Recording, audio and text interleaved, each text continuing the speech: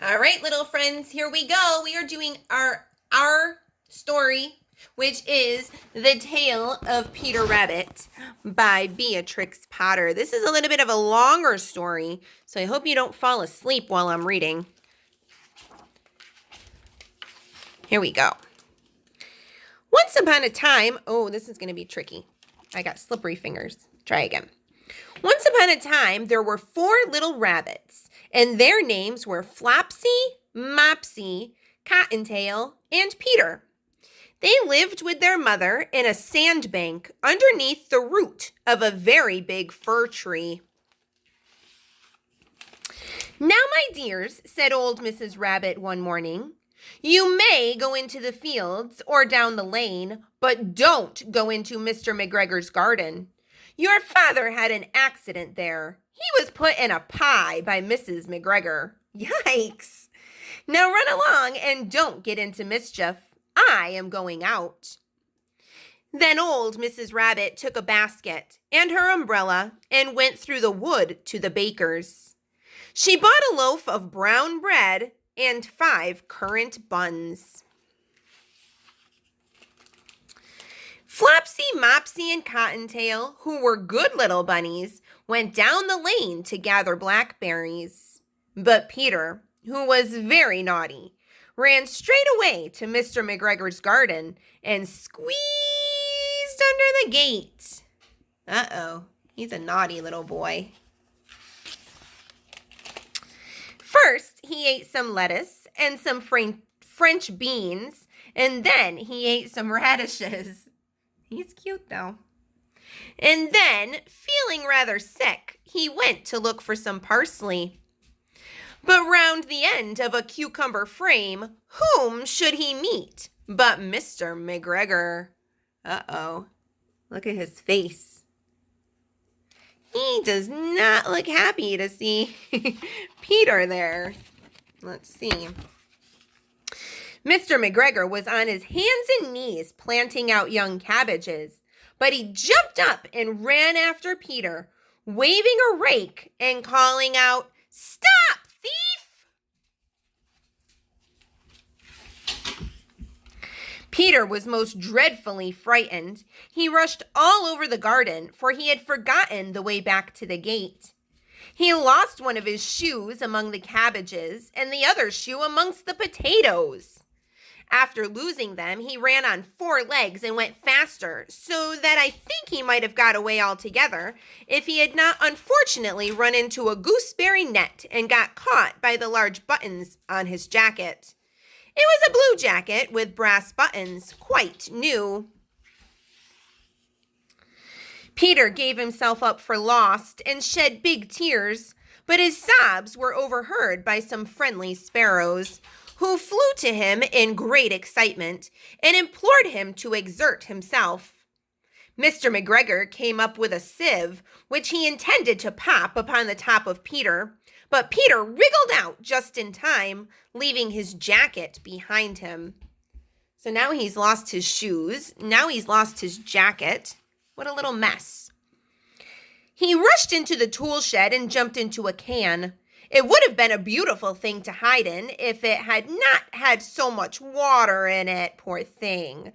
Mr. McGregor was sure that Peter was somewhere in the tool shed, perhaps hidden underneath a flower pot. He began to turn them over carefully, looking under each. But, unfortunately, Peter sneezed, "Achoo!" and Mr. McGregor was after him in no time. He tried to put his foot upon Peter, who jumped out of a window, upsetting 3 plants. The window was too small for Mr. McGregor, and he was tired of running after Peter, so he went back to his work. Peter sat down to rest. He was out of breath and trembling with fright, and he had not the least idea which way to go. Also, he was very damp with sitting in that can. After a time, he began to wander about, going lippity-lippity, not very fast, and looking all around. He found a door in a wall, but it was locked, and there was no room for a fat little rabbit to squeeze underneath. An old mouse was running in and out over the stone doorstep, carrying peas and beans to her family in the wood. Peter asked her the way to the gate, but she had such a large pea in her mouth that she could not answer. Cute. She only shook her head at him. Peter began to cry. Then he tried to find his way straight across the garden, but he became more and more puzzled. Presently, he came to a pond where Mr. McGregor filled his water cans. A cat was staring at some goldfish. She sat very, very still, but now and then the tip of her tail twitched as if it were alive. Peter thought it best to go away without speaking to her. He had heard about cats from his cousin, little Benjamin Bunny. He went back towards the tool shed, but suddenly, quite close to him, he heard the noise of a hoe. Scratch, scratch, scratch, scratch. Peter scuttered underneath the bushes, but presently, as nothing happened, he came out and climbed upon a wheelbarrow and peeped over. The first thing he saw was Mr. McGregor hoeing onions. His back was turned toward Peter, and beyond him was the gate. Dun, dun, dun. Do you think he can make it? Peter got down very quickly off the wheelbarrow and started running as fast as he could along a straight walk behind some black currant bushes. Mr. McGregor caught sight of him at the corner, but Peter did not care. He slipped underneath the gate and was safe at last in the wood outside the garden. Mr. McGregor hung up the little jacket and the shoes for a scarecrow to frighten the blackbirds. He stole Peter's clothes. Peter never stopped running or looked behind him till he got home to the big fir tree. He was so tired that he flopped down upon the nice soft sand on the floor of the rabbit hole and shut his eyes. His mother was busy cooking. She wondered what he had done with his clothes. It was the second little jacket and pair of shoes that Peter had lost in a fortnight. Crazy little man.